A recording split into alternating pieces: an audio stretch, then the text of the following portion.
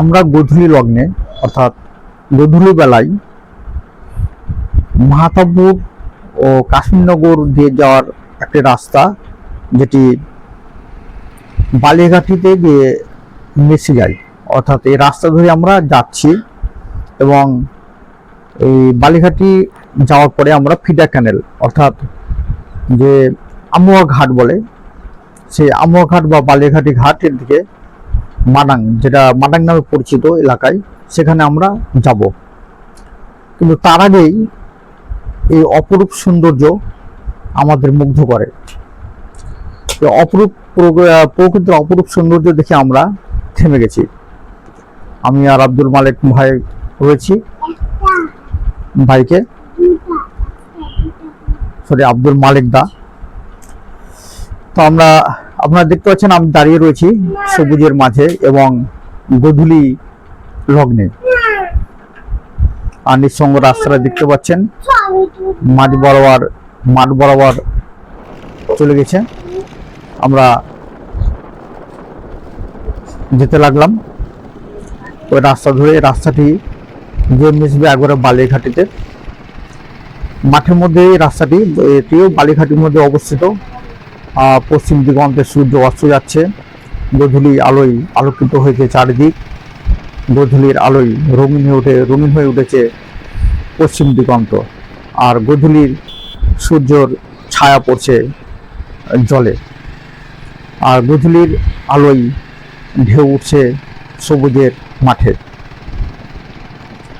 আপনারা দেখতে পাচ্ছেন অসাধারণ সৌন্দর্য। এমন দৃশ্য দেখে কে না থামে।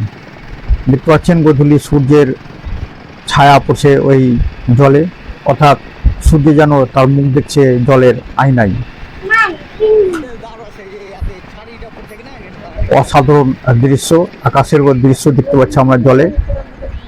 এবারে আমরা এখানে কিছুক্ষণ থামলাম ফটোশ্যুট করার জন্য, যে এরকম দৃশ্য সবসময় পাওয়া যায় না। আমরা একটু ফটো তোলার বা ভিডিও করার জন্য থামলাম। আব্দুল মালিক দা বাইক নিয়ে দাঁড়িয়ে আছে, আপনারা দেখতে পাচ্ছেন, আর সূর্য তার পাশে যেন আয়নায় মুখ দেখছে। দূরে দেখতে পাচ্ছেন পাটের গাছগুলো রয়েছে, অর্থাৎ পাটের ক্ষেত, আর ক্ষেতের মধ্যে দিয়ে চলে গেছে রাস্তাটি। দেখতে পাচ্ছেন আমিও বাইকে চেপে আছি, অর্থাৎ বাইকের উপরে দাঁড়িয়ে রয়েছি।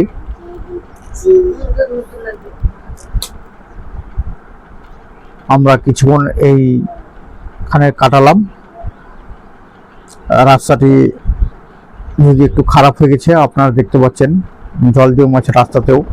এবার আমরা চলেছি আমুয়াঘাট যাওয়ার যেখানে মিলছে, অর্থাৎ মাডাঙে মিলছে, ওই রাস্তা দিয়ে যাচ্ছে। সব দিকে দেখতে পাচ্ছেন চারিদিকেই পাটকাঠি দাঁড়িয়ে রয়েছে। ওদের গ্রামীণ এলাকা, সব পাট ছড়িয়ে পাটকাঠিগুলো দাঁড় করে রেখেছে শুকানোর জন্য রাস্তায়।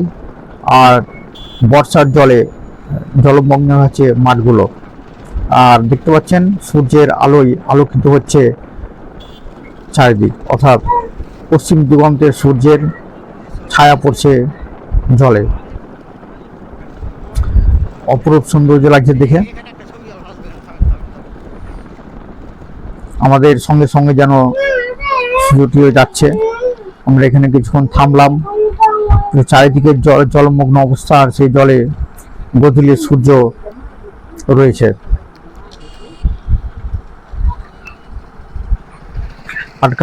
পাটকাঠিগুলো যেন গ্রামীণ পরিবেশের একটি চিত্র তুলে ধরেছে।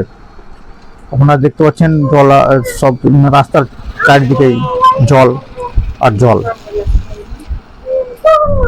আর গোধূলি লগ্নে আমরা এখানেও ফটোশ্যুট করছি। গোধূলির সূর্য দেখতে পাচ্ছি আমরা জলে।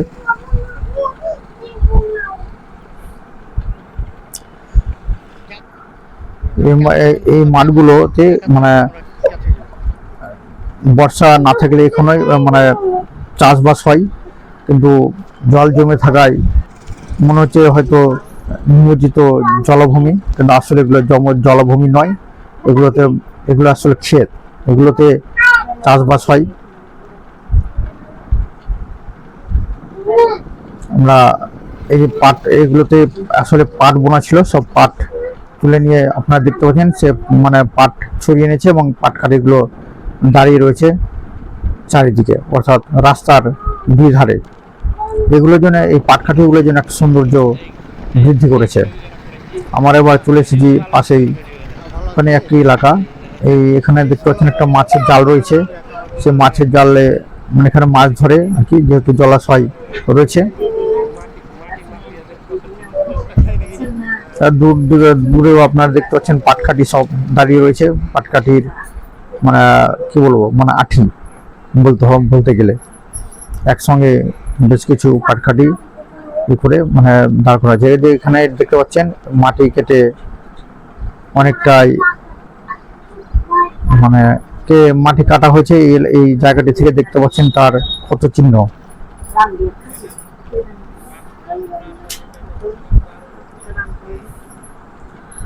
তো কচুরিপানায় ভরে আছে জলাশয়গুলো। আর মাঝে মাঝে আপনারা দেখতে পাচ্ছেন দু একটি করে বাড়ি রয়েছে। এগুলোতে মনে হয় বাড়ির সংখ্যাও খুব কম।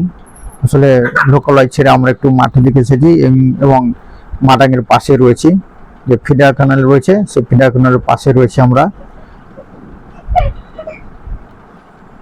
আমরা এখান থেকে আমরা চলে যাব ওই ফিডার ক্যানেলের দিকে, অর্থাৎ যেটা বালিয়াঘাটি বা আমুয়াঘাট বলে সেখানে। ওখানেও আপনারা অসাধারণ দৃশ্য দেখতে পাবেন।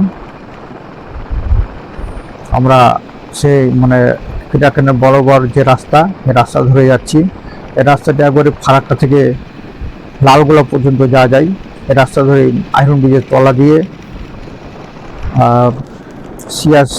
সিআইএসএফ ঘাট এবং রসুনপুর ব্যাজের উপর দিয়ে মিঠপুর বাঁধের মিঠপুর যাওয়া যায় এবং সে সঙ্গে জমিপুরে যাওয়া যায়। বাঁধের ধার থেকে নামা যায় গিরিয়া, জমিপুর, তারপরে চলে গেলে যাওয়া যায় লালগোলা। আমরা দেখতে পাচ্ছেন যে অসাধারণ চারিদিকে শুধু গাছ আর গাছ, সবুজের সমারোহ রয়েছে সব দিকে। গাছগুলো যেন ছাতার মতো হয়ে দাঁড়িয়ে রয়েছে। মাছ দিয়ে চলে যাচ্ছে নিঃসঙ্গ রাস্তা। আর কিছু কিছু লোক হেঁটে যাচ্ছে, কারণ বিকেলবেলায় এই ঘাটে অনেক লোকের সমাগম হয়। মানে প্রকৃতির টানে মানুষজন এখানে ঘুরতে আসেন, যারা প্রকৃতি প্রেমী, অর্থাৎ যাদের প্রকৃতির সান্নিধ্য পেতে যাদেরকে ভালো লাগে তারা এখানে ঘুরতে আসেন। এবং এই রাস্তা ধরে এই সাইডে চলে যায় চাঁদপুর যে ব্রিজ আছে, তার তলা দিয়ে আপনারা চাঁদপুরে সেখানে যেতে পারবেন। ওই চাঁদপুরের তলায় ওখানে আবার খেলা হয় এবং ফারাক্কা পর্যন্ত যাওয়া যায়। আপনারা দেখতে পাচ্ছেন চারিদিকে শুধু গাছ, এবং এখানে যে ঘাট রয়েছে, ঘাটে এখানে বেশ কিছু দোকান রয়েছে, চায়ের দোকান রয়েছে এবং